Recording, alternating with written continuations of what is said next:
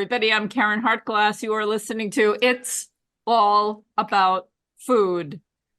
Ooh, I love this show so much. I've been doing it since 2009. I get to speak to so many fascinating and wonderful and compassionate and loving, how many more adjectives can I add, people that are doing such great work. And there is much to do. Today is one of those people, Tracey Winter Glover. We're going to learn everything about this person. One of the reasons she's here today is because she's written a children's book called Children Are Animals, and we'll get to that too. But first, let me introduce you to Tracey. Welcome to It's All About Food. Hi, thank you so much for having me. I'm so happy to be here. So you have done many things. Yeah, thank you. And I don't know you, and you don't look like you've been on this planet that long. So Oh, well, that's kind of you. It's shockingly long, actually, but thank okay, so tell us about yourself. I have this bio from you. You have a JD, you're an animal caretaker, vegan activist, and author. You graduated Phi Beta Kappa from the University of Michigan. You got a BA in history and political philosophy, and then a law degree. And you focus on constitutional and international refugee law. That is a mouthful. yeah. I feel like it's like you said, like in your intro, we have a lot to do. I feel like I'm always trying to do something. And it's a mouthful, and yet, I it's hard to feel like you've made a dent, right? Mhm. Yeah, so I started off, I went to law school a long time ago. I knew that the world was filled with injustice, and I didn't quite know like what my role could be in helping all of the beings who are suffering. And so I think at that point, I thought I'll go to law school. Every cause needs a lawyer. Um, Absolutely. I'm trying to think. So when I first went to law school, I was vegetarian, but not vegan. And I Mhm. wasn't, and I did focus initially on, most, I think when I went to law school, I thought I wanted to focus on refugees. And I spent the first couple of years in law school focusing on international refugee law. Um, I think refuge, and mostly I focused on women fleeing from gender-based persecution. If I weren't an animal activist, I think that's what I would be doing. But it was like really, it was like this quest to find the who needed me most, and animals were the natural answer because I've always been an animal person. I was raised in like a menagerie with, a million animals. My dad was really the crazy cat man, and then generally crazy animal guy. But so eventually, I just sort of gave in to what seems in retrospect to have been inevitable, that it would be the animals. But it was kind of like this rational decision that they, especially farmed animals, were needed the most help. Like there's just both in terms of numbers and degree of suffering, that they are the most vulnerable beings on the planet. And I'm an animal person, so like, why was I fighting that? So I'm trying to think. So I practiced law for like about 8 years, kind of knowing that but it wasn't animal law. And I was feeling more and more drawn to help the animals. I would sit at my office. I remember like I worked at a law firm for a while. I worked in the government for a while, and I would just sit and look for animal law jobs. And I did a lot of like protests and volunteering on the side. And but I knew that I needed to be doing this full time. And then it's kind of been like this constant search to figure out again where I can make my unique contribution to this movement. So I've tried a lot of different things. I moved to Mobile, Alabama, to the deep south, like 15 years ago. and started a vegan meal delivery business and started doing like vegan cooking classes and nutrition classes. And then I started a local animal rights group. We do, we're less active since I started the sanctuary, but we do, kind of the classic like local animal rights sorts of events, protests, and food events. And then about 6 years ago, I kind of accidentally started an animal sanctuary, which has consumed most of my time for the last 6 years. And when I'm not taking care of animals, I'm writing. And so I write a lot of nonfiction. And this is the children's book that's coming out is my first children's book, and it's the first fiction I've written in a while, although I really love fiction. But I have been focusing more on, kind of like what seems like more serious essay kinds of things.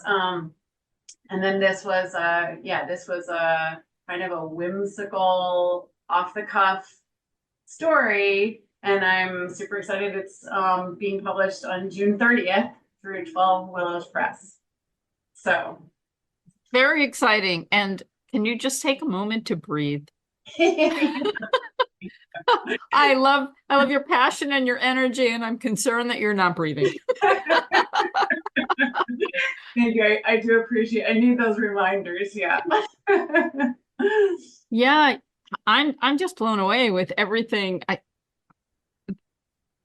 How do I want to say this? So those of us who care about the planet and care about exploitation, and we realize there are so many things that we can do, and we cannot possibly be doing everything, but you're doing more than most, just like everywhere. I'm kind of curious, when you had the animal law jobs, what kind of work were you doing? So I really didn't do animal law. I did, so I'm trying to think like if I ever did anything animal. My animal law jobs were very, very small.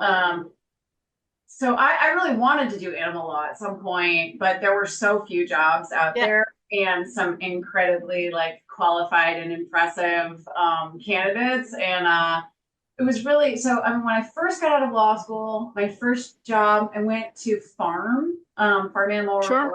And it used to be farm animal reform movement. I guess it's farm animal rights movement now, but farm anyway. Yeah. I went there like straight out of law school. But I didn't do anything legal there. I was like some kind of program assistant or something. And I really left thinking I would go get some more legal experience and then like maybe come back because you come out of law school, you don't really know how to practice law. You really need like an apprenticeship basically. And so I left farm thinking I would go get some legal experience and maybe come back. I ended up, I did an internship, I think it was at PCRM, doing like legal research.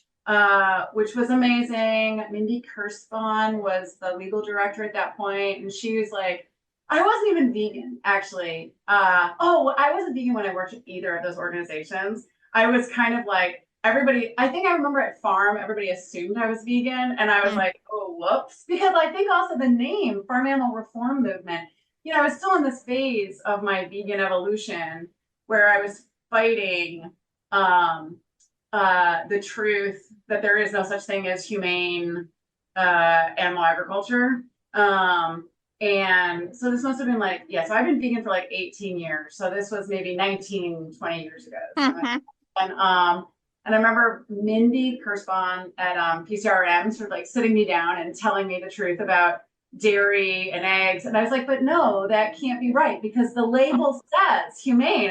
And how could we possibly, I still somehow was naive enough to believe that like you couldn't overtly lie in advertising. What you're saying is very powerful because you're obviously a very smart person and a passionate person, but there's something in us that wants to believe certain things that we've been brought up believing by our parents, and we want to know that we haven't been doing anything wrong. Right. And we want to believe in our establishments, and we want to believe in labels. Yeah, so much. I mean, I do when I think about how long it took me to actually take the vegan plunge. Like, so you said at the beginning of the conversation, I look like I haven't been on the planet that long, which is so kind, but I'm 50. And yes, Right on. I thank you. I went vegetarian for the first time when I was 16.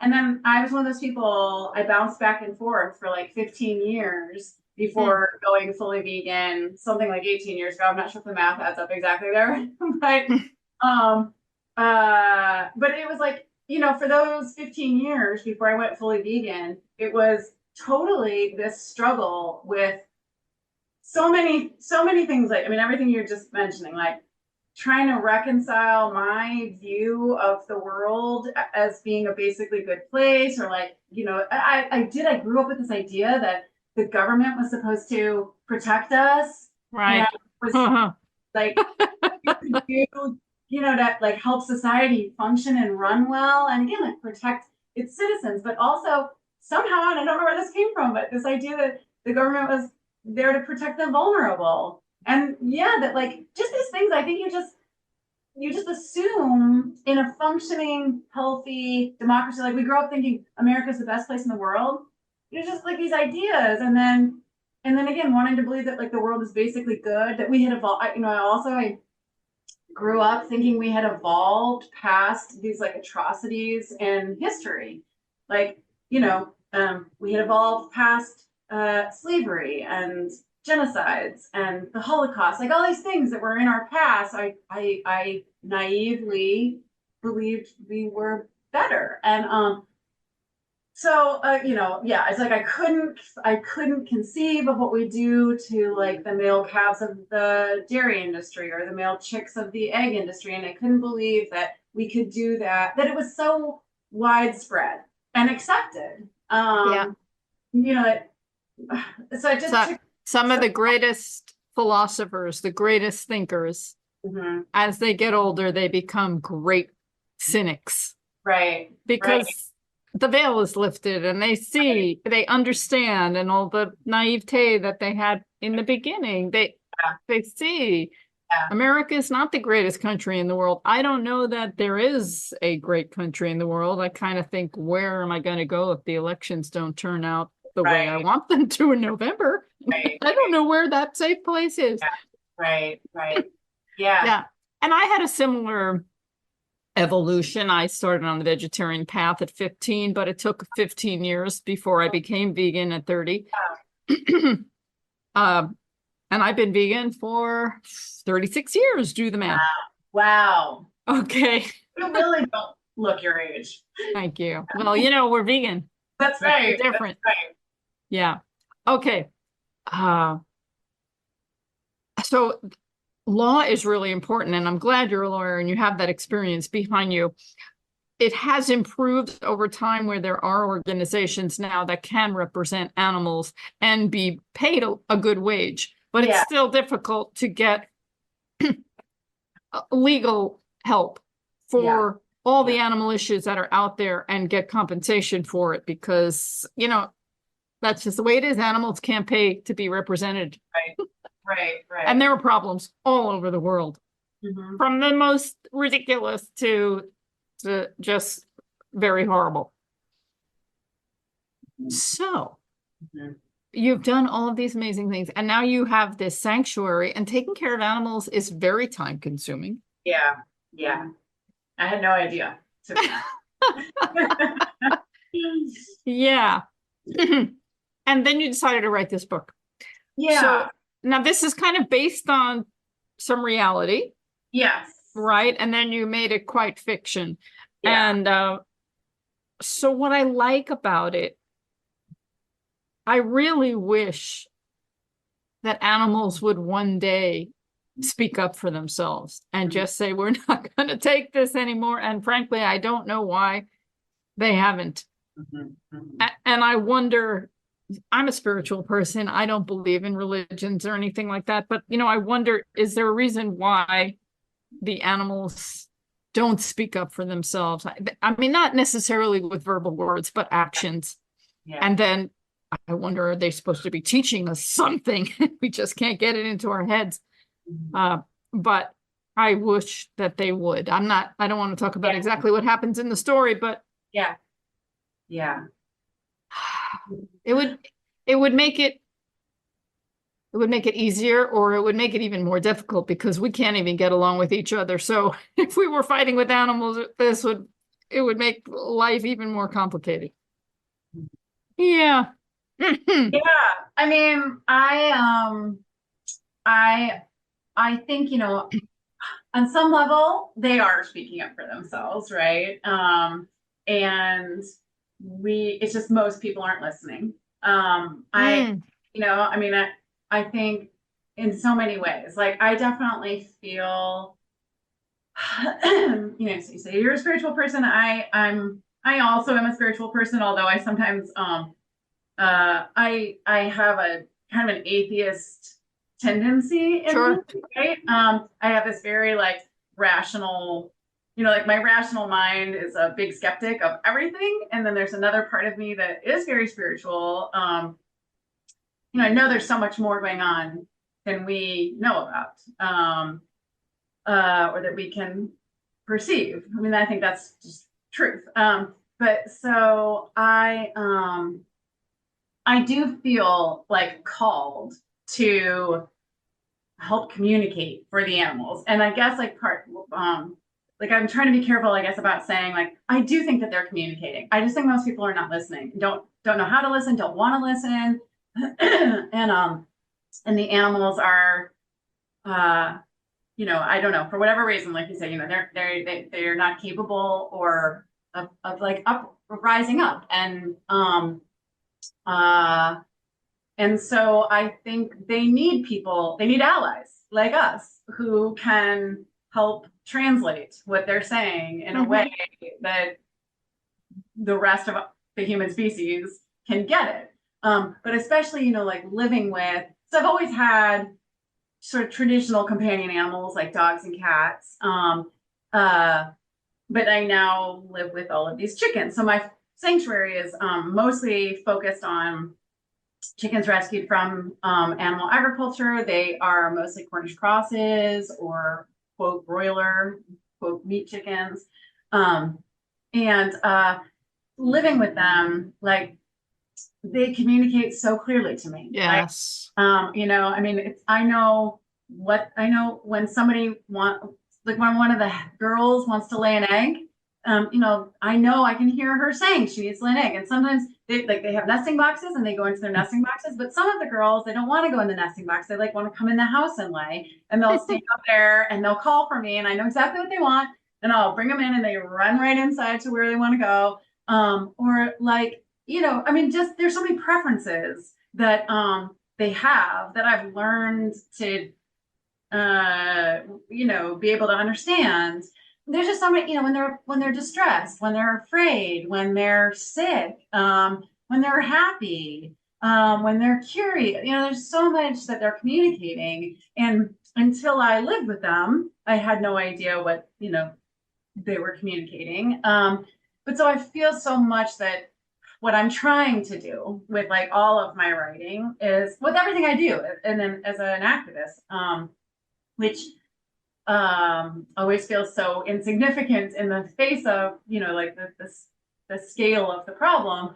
But what I feel like I'm trying to do is just help convey their message. It's not that they're voiceless. It's just that people are covering their ears and covering their eyes and are refusing to hear. But it's like, they're you walk into like a slaughterhouse. I mean, their voices are very clear, right? But it's also like they're screaming, right? Yeah. I mean, how do we pretend like that's not happening? And then even like on a wider like global level, you look at like bird flu. I mean, like, what is that telling us? If that isn't such a clear message that we're not living right, like that we as a human species are on the wrong path. But I don't know, are we listening? And I think it's like with bird flu, it's already such a horrible pandemic for the animals. But it's like, until it affects us, I don't know that we will pay attention. Exactly. So this is so profound what you're talking about, that we're not listening. Now, whether maybe we don't want to listen, or we don't know how to listen. I'm not going to go there, but we are not paying attention. I don't know if you're familiar with Ellie Locks of the Gentle Barn Sanctuary. Yeah, yeah. So there are 3 of them now, and one of them is in Tennessee and California, and then I think Michigan. But I recently spoke with her. I've spoken with her a number of times, but she's an animal communicator. And she talks, especially in her last book, what the animals are telling her. And then she took some course with an animal communicator to, I guess, get better at it. And a lot of people will say that's a lot of hooey, right? Right. But it's all about paying attention. And some of the things that animals do are just so obvious because it's exactly what we do. And unfortunately, we've had scientists in the past few centuries that have come out and say that no, animals don't feel anything, and they're just things. And that did a lot of damage, I think, in our relationship, because now we're at a point where we're so detached from nature, and we see what the damage is. And bird flu, we've known. Dr. Michael Greger wrote a book some, I don't know, 10, 15 years ago, and just like a warning. And of course, nobody pays attention to the warnings. And now the warnings are getting even clearer, and we're still not paying attention. And the CDC is saying, oh, we don't have a problem. Yeah. Okay. Yeah. So you wrote this book, and it's about these chickens that you rescued. Yeah. So at some point, you decided to take the reality and then blow it up into this lovely little story. Did they tell you to do that? Probably. It's funny because I don't know where it came from. Like with like the rest of the writing that I do, which is like this, nonfiction essay kind of style writing, it's all like so serious and kind of hard. And this story just like kind of came to me while I was driving. So we have a couple of good local vets, but they're not avian specialists. Like there's some, sorry to go off on a little tangent, but we have some avian specialists in the area, but they don't see chickens as worthy of their time. I have a couple of other local vets who are not avian specialists, but they're like wonderful, and they treat the chickens like they would any other, dog or cat patient. And so we go to them. But if there's something like too serious, we have to go to LSU, who has a vet school with an avian department, and they're wonderful, but they're like 4 hours each way. But so I was on the way to LSU with a sick rooster. And I don't know, this story just came to me, and I kind of like dictated it into my phone. And then while I was at the hotel in Baton Rouge, while my rooster was getting surgery, I like typed it up. And and then there was some revisions that happened. Sure. But it was so like, I don't know, it just came to me. So maybe it's totally possible that the chickens gave it to me. Right. You have to tell the story. Do you think that, well, in the story, there's a very large protest. Yes. And do you think that protesting is an effective form of activism? It's such a good question. I think when it's large enough, it is. Because I have very mixed feelings about it, but yeah, I mean, I think when I think about like just even like the local group that I run, ARC, when we've done protests locally, I feel like they have an impact when we, excuse me, when we either have media attention, which like, blows up the impact. Yeah. Or if there's even actually, I think it almost always depends, like having an impact almost always relies on media attention. But when we've had a lot of people come out, like we've protested the rodeo, and I think our first rodeo protest, we had a pretty big group of people. And I feel like then it looks to the public like you're not just a couple of crazy people who've lost your minds on the side of the road, talking about some biblical verse or something, you know what I mean? Like, I think the risk with protesting is that you look like so fringe that nobody wants to be a part of you. You look like you're just a crazy person that society can dismiss. Whereas, like, if there's enough of you, I think the public will take you more seriously. I also think, it's a thing of like, I don't know that any attention is good attention. I mean, I do think we have to bring attention to the issues. And so getting attention is important, but I think it's also important that the attention we're getting is like the right kind of attention. But I think about like, like a so I think, if you have like 5 people come out for a protest, it looks like nobody cares about the issue. And Yeah. I don't think that seems very effective on any level. Like when we've organized protests and had 4 people come and the media doesn't show up, and I just feel like I've like wasted a night, maybe you impact, I mean, at the same time, maybe you impact a few people. Like we've also had protests. I remember protesting the circus one year, and we actually had a pretty good turnout, but a car drove in, there was a little girl in the back seat. And then like 2 minutes later, they came back out and they stopped and they said, we just want to let you know we're leaving because, like the daughter in the back seat had said, what, mommy, daddy, like, what are they doing? What are they talking about? And the parents were open mind, like they didn't get defensive. They just were like, oh, this is what they're talking about. And they, as a family, decided they would leave, which is amazing. And it's like, even you turn on that one car, and I think that is important.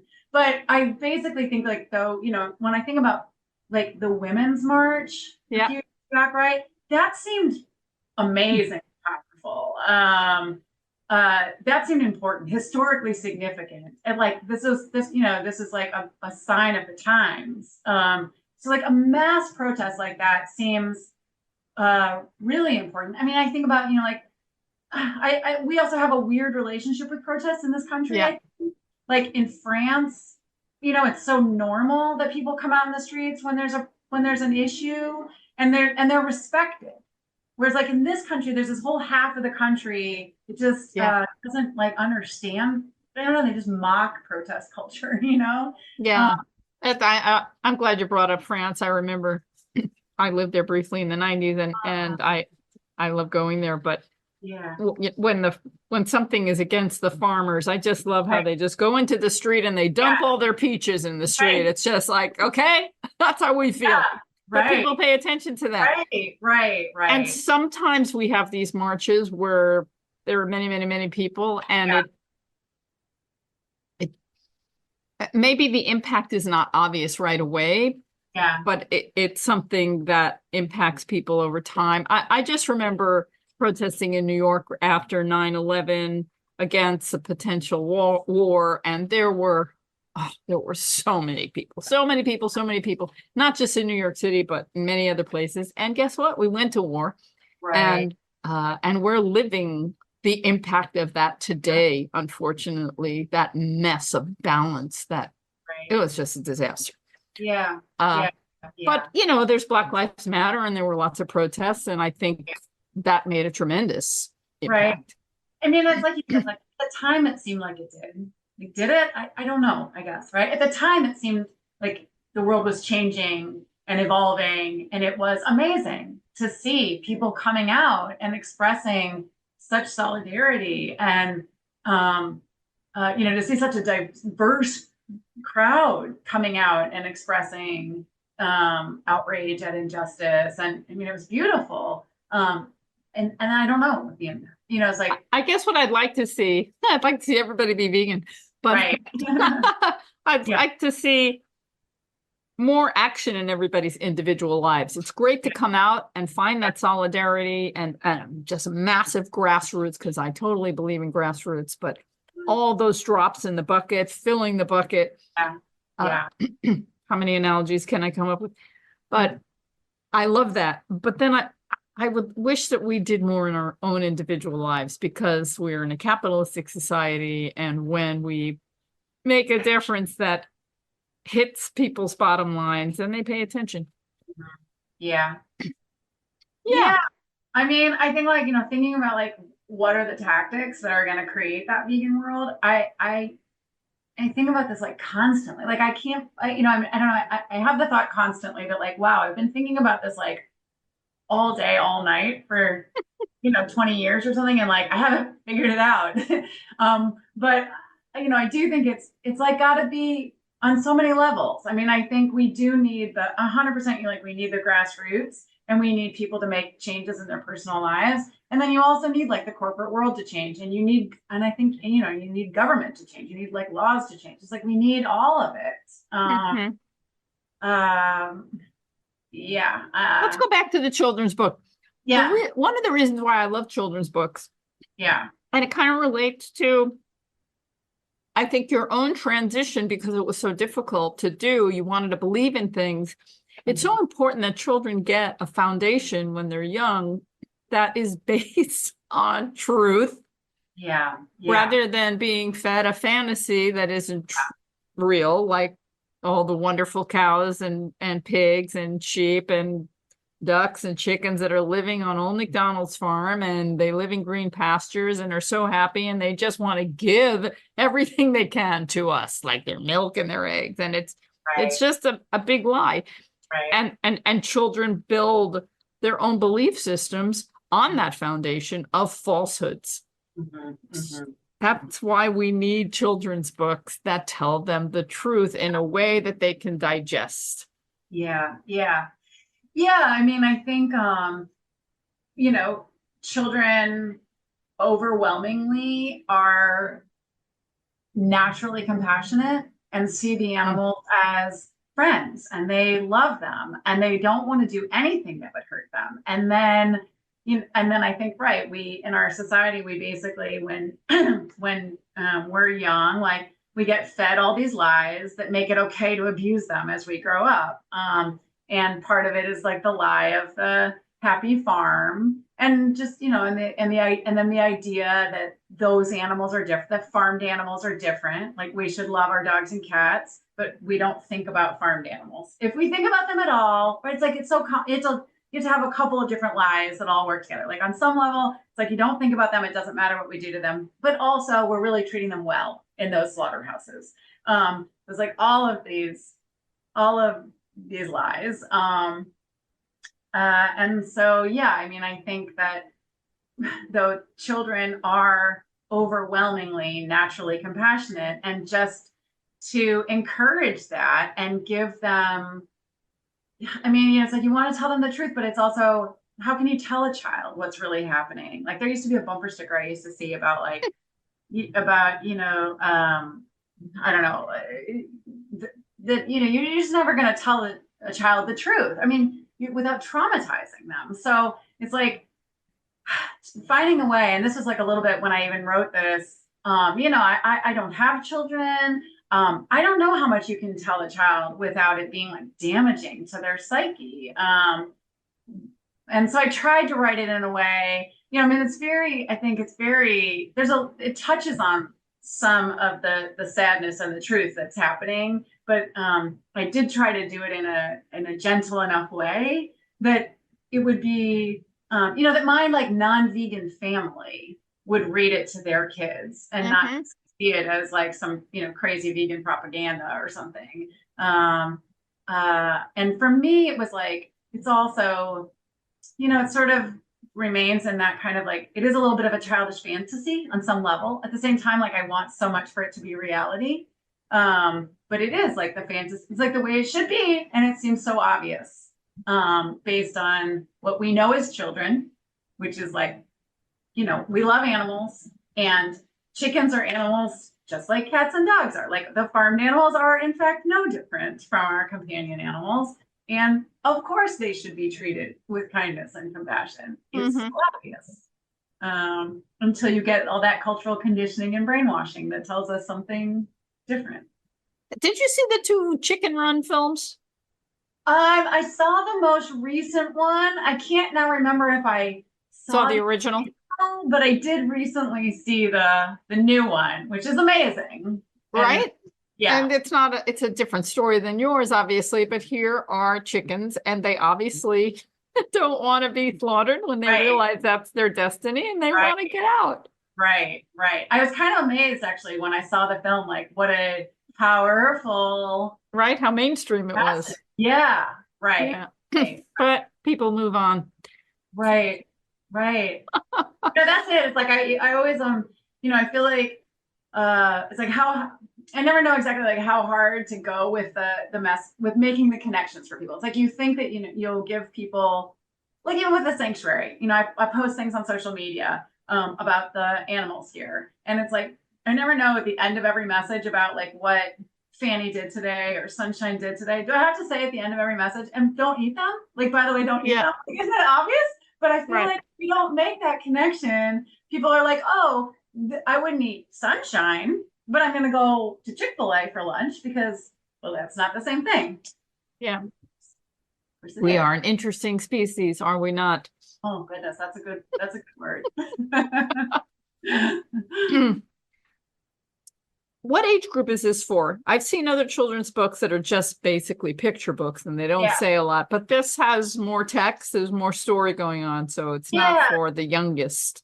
right. I mean, I in my mind, like, so I think that we're technically in the I don't know, middle grade is the category, which I think is supposed to be like eight to 11 or something. But when I think Okay. about what I was reading at 11, it was more adult, I think, than this. But I do think like, if somebody, I don't, so I think by the time I would say it's more like 5 or 6 to like 10, Based probably. on your reading level, I guess. Yeah, based on your reading level, and then also maybe for like, maybe the 5-year-old, 6-year-old, maybe it's more like parents could read the book to them or read it with them. Um, yeah, Yeah. but yeah, I mean, it is illustrated, so but it's a lot wordier than a picture book. Hmm. Tell me about the illustrator. Mariella Travis, she's wonderful. So it's a very small publisher, 12 Willows Press, and they connected Mariella and me, and she just did these like wonderful, like I think like what I sort of said to her, I sent her some pictures actually of some of my chickens and asked her to model the characters after them. And then the biggest thing that I wanted that I asked her to try to capture some of their individuality, but really their sweetness and their beauty. Especially with the quote broiler chickens, people just see, they're just the big white chickens. Hmm. And I think we kind of imagine them like en masse. We don't see individuals. We don't see individual faces. We don't see individual qualities. And people don't know that they're these beautiful, very individual, very unique. Like people come even to visit the sanctuary, and they're like, "How do you tell them apart?" And when I first take in like groups, because everybody who's come here, I'm not most of the animals who have come here as groups. They mostly have gotten here right before they would have gone to slaughter. So at about 8 weeks old or something. And they do look like a lot of like when they first get here. So when they first get here, we put bands on their legs to tell them apart. But we can, and then they change as they age. But by the time they've been here for a few months, they're so clearly individuals with just, they all look as unique as like dogs or cats do. Hmm. So the illustrations, I think she did like a wonderful job of really capturing the sweetness of their faces. Yeah, I mean that's just a quality people I think also just have no idea about chickens. And it's part of like it's part of why I focus on, or maybe it's the main reason why I focus on chickens in my sanctuary and why I wanted to focus on them in the book is it's a thing. They are the most abused land animal on earth. And I think that they're the most underappreciated, like even in the animal rights community. I mean, honestly, even personally, like when I used to go, so when I lived in DC, I used to volunteer at Poplar Spring Animal Sanctuary, which is a wonderful, amazing heaven on earth. But I remember like when I would go, I always wanted to visit with the cows and the pigs and the sheep and the goats. And like, I didn't really need to see the avians. Like, okay, but I just wasn't super interested. And now that I know them as individuals, I realize that they're amazing as individuals. Mhm. They have so much personality. It You know, just comes back to paying attention. We're yeah, not paying totally. attention. Right, We're not looking at them. We don't right, realize they're individuals. right, And if we realize they were individuals, we might treat them a little better, maybe. right, right, right, I'm right. cynical. Can you tell? Yeah, I mean, I am too. I mean, I am, and then I'm like, I go back and forth. Cynical and hopeful at the same Yeah, time. yeah. I mean, I feel like, when I have interactions with individual humans, for the most part, I am able to find goodness in people. Like for the Mhm. most part, I feel like I'm able to find compassion in most people. I have interactions all the time with people that make me think like, oh, they have it in them to be vegan. Will they? Probably not. you know, like just individual interactions where I can see that they're thinking about it. They're like, oh, it does make sense that you should treat these animals with kindness and compassion. And oh, I hate what we're doing to them. And then they just get back into their world, they just get kind of like sucked back into the Mhm. side of our society. Um, and then that's brings me back into cynicism. Like, will people, especially you look at how big it all is. And I think, you kind of, it's like, it's almost, we want to step back and take that bird's eye view and try to approach the problem, the whole, but at the same time, the whole is so massive. And so often I'm like, just trying to focus on what I can do, Yeah. like these. 10 years ago, you founded Awakening Respect and Compassion Yeah, for All Sentient Beings, yeah, ARC. yeah, What does that do, and what's happened over the last decade? yeah. So, we started off doing, focusing on local protests, like mostly trying to just speak up for the animals that nobody else in the community was speaking up for. So there are lots of like dog and cat groups in town, but like the circus would come to town every year and nobody would say anything negative. Like the there are free tickets at every vet clinic in town to go to the circus. Like you walk into every Oh, clinic and there'll be like wow. tickets on the counter. And usually I think the circuses are like sponsored by local TV stations, so they just get like all positive coverage. So when we started, like a big part of my motivation at the time was like, well, I think I organized a protest before I started art. I organized a circus protest, and so many people came out. And I remember the reporter that we had PETA signs. And I remember the reporter asked us if we were PETA, and I was like, no, we're just local grassroots activists. But we got all kinds of like negative comments on the social media because of the PETA signs. Yeah. And I just had this sense that we would be taken more seriously if we were a local group. So some of the big part of the motivation was to just there were these things happening in the community, harms against animals, and nobody else was speaking up, and somebody needed to do it. So that was going to be us. So we did like rodeo protests and circus protests and anti-trophy hunting protests. And then we started a monthly vegan cafe, which was amazing. Ooh. And pretty much until the pandemic hit, but it was Mhm. like, we would serve, it was we served the general public. It was a pay what you can kind of a thing. So anybody Nice. could come. We had like really delicious, healthy, but delicious food. And then we would try to do some kind of like speaker presentation, talking about different aspects of veganism, from animal welfare to the environment to health. We had like doctors speak, and Mhm. a lot of great speakers.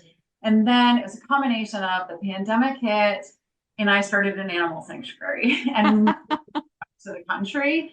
And so we really took off a couple of years, I guess, because of the pandemic. And then when we tried to come back, I have moved and I'm consumed with the sanctuary. So we are now kind of doing just a couple events a year. We have like a great annual vegan chili cook-off that we do at a local microbrewery, and we Mm. get it's definitely just like open to everybody, and it grows every year and people love it. And I think, it's like this great way to show it's kind of like a mainstreaming of veganism. Like, we can all have fun and enjoy food and music and Right. socializing, all these things. Like it can be joyful. And I love that. Yep. The uh, bright side of it all. yeah, yeah. And I've always wanted ARC to be a sort of a part of that, like the mainstreaming of veganism in the community. So we've also tried to just connect with like a lot of other different groups, and we try to get as much media coverage as we can. But yeah, but as the sanctuary grew, it had, ARC has always been like very small. We have an amazing core group of volunteers, but a small group of volunteers, and doing events like, especially food events where you're doing all the cooking and trying to serve like 80 people, that requires a lot of like a lot of time and energy. And the chickens require a lot of time and energy. Yeah.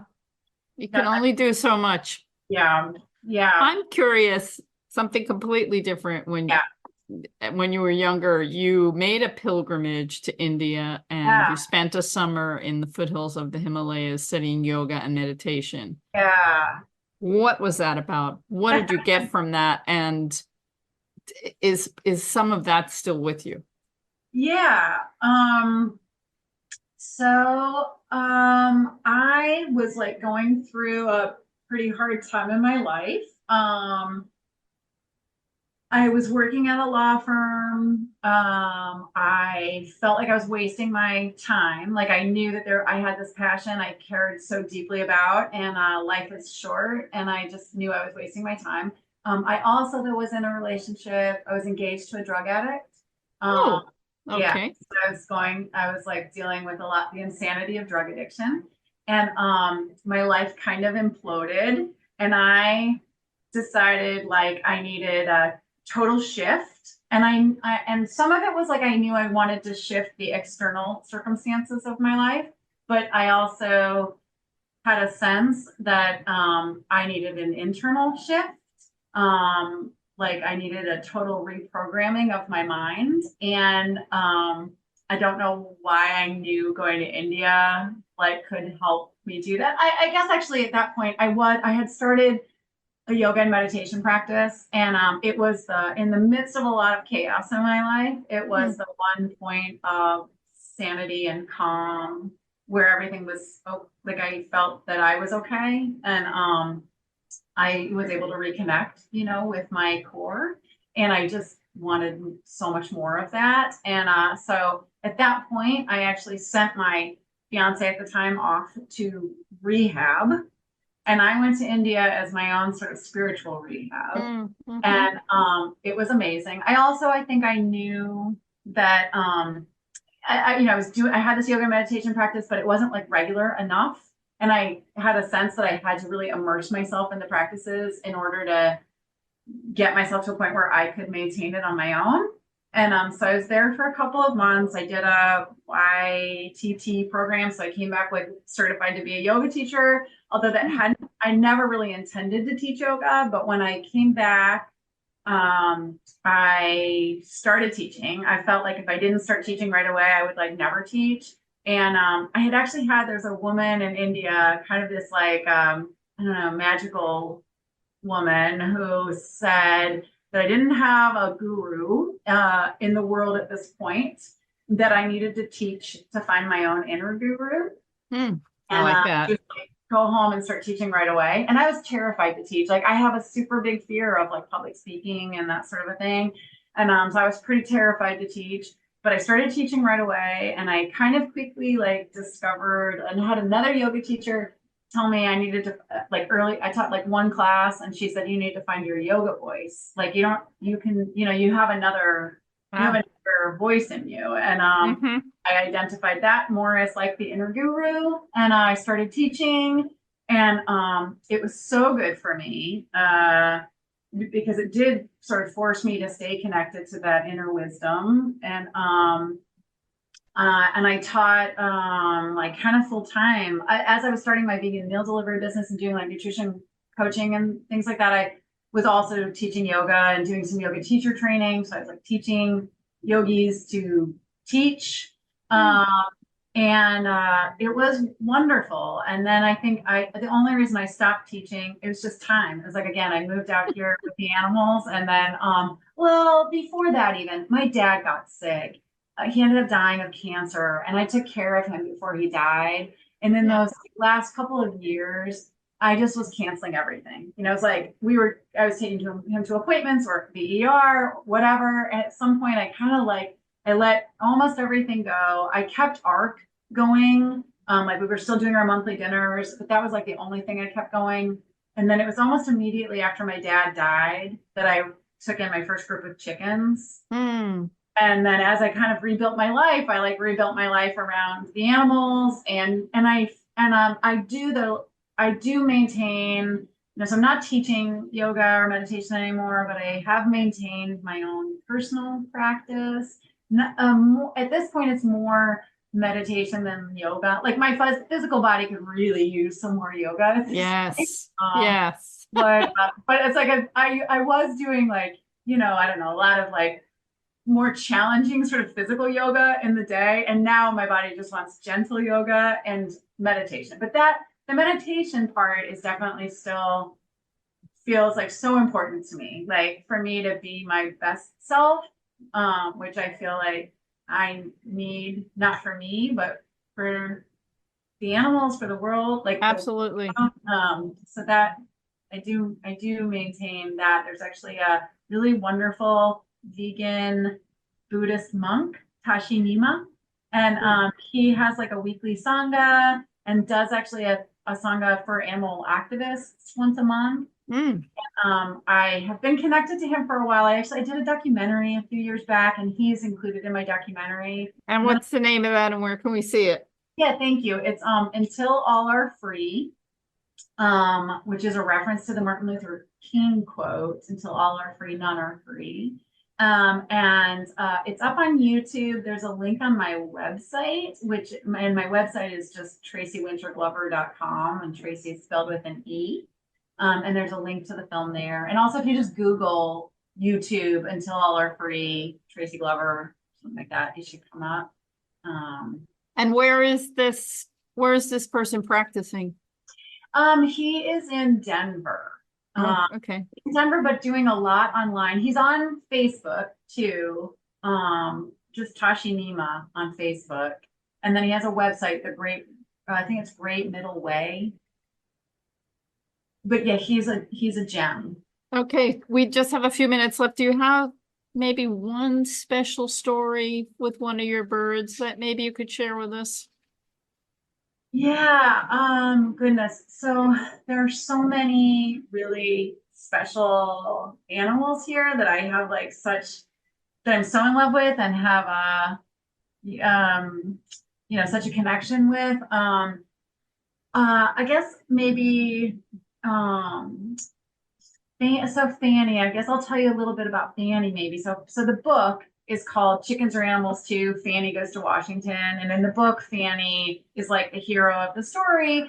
And I made Fannie the hero because Fannie has been like my, I don't know, heart soulmate. I don't know. She's just, from the beginning. She was one of the first that I took in. So the first group of chickens I took in came from a chicken farm in Colorado that had gone bankrupt, and which is very common in the industry. It had gone bankrupt. They turned off their heat and they stopped feeding the birds. They were going to collect insurance, and that was it. And local sanctuary, Love and Arms, found out about what was happening, and they started rescuing as many as they could. And they like put out a call, and the word spread. And activists from all over the country went out to help rescue and transport as many of the birds as they could save. And I saw a post on Facebook, and this is like a couple weeks after my dad had died. And I saw a post on Facebook that they were like in the sheds pulling out birds, and they could only pull out as many as they had homes for. And so I knew nothing about chickens. I had known in the back of my mind for a while that I like wanted to know them better. And I thought, so I had a shed in the backyard and I was like, well, I could probably turn that into a coop. And so I said I would take 2. I ended up taking 8. One of them was Fannie. And so like I was saying, when I first have taken in these groups of chickens, you know, I could, especially at the beginning, I couldn't tell them apart. It's like 8 little white, adorable babies, but they all look the same to me. But at the beginning, I always knew who Fannie was because Fannie was always at my feet. Like I would be in the yard and the other chickens would be milling around, scratching and pecking, and Fannie would just be at my feet, looking up, like wanting to be on my lap, always. And then as she grew up, she just was always the one who wanted to sit in my arms, and would sit in my arms for like hours if I had time. And she got sick a little while ago with like a respiratory infection. Actually, not even like a couple years ago, probably, and came in the house and slept in the house while she recovered. And then it was like time for her to go back outside, but she would stand at the door to her run and look at me, like look into the house, like waiting for me to come get her. So I just gave in after like a couple of nights, probably watching that pathetic scene. I gave in and I would bring her back in. And then she has for the last few years slept inside every night. She goes outside with her sisters during the day, but every night I look out, and if she's not standing there waiting, I walk out and I go and I call her, and she comes running out of the coop and runs through the yard and through the porch and through the house, puts herself in her little bed inside. And she's actually very sick right now. She's I mentioned we go to LSU and we have like very sick people, and she's at LSU right now. So okay, well yeah, so I'm going to hopefully I'm bringing actually a blood donor tomorrow to so she can get a blood transfusion. wow. But she's a super special, beautiful little soul. And I told her when we were actually on the ride to LSU a couple days ago, like no matter what happens, and I'm praying, she'll be 6 in November, and I'm just sending out all my universe prayers that she's okay. We're sending them too. We're sending her. Everybody listening, me sending for Fannie.